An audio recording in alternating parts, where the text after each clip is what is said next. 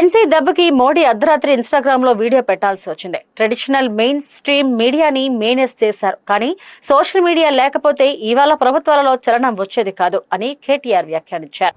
అర్ధరాత్రి ప్రధానమంత్రి గారు ఇన్స్టాగ్రామ్ లో వీడియో పెట్టాల్సిన పరిస్థితి వచ్చింది.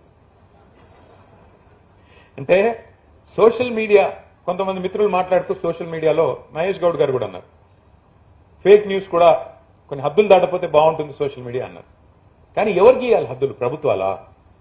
ఎవరు గీయాలి హద్దు? మరి ఎవరు గీస్తారు? ట్రెడిషనల్ మీడియాని ఎలాగో మేనేజ్ చేశారు.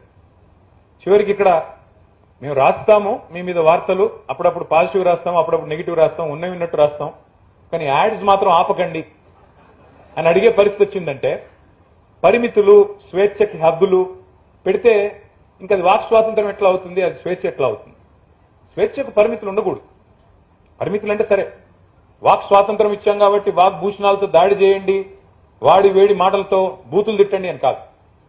కానీ డెఫినెట్ గా ఇవాళ సోషల్ మీడియా లేకపోతే ఇవాళ ప్రభుత్వాలలో ఈ చలనం వచ్చేది కాదు, జవాబుదారితనం కూడా వచ్చే పరిస్థితి లేదు. మరిన్ని అప్డేట్స్ కోసం మా ఛానల్ ని సబ్స్క్రైబ్ చేయండి.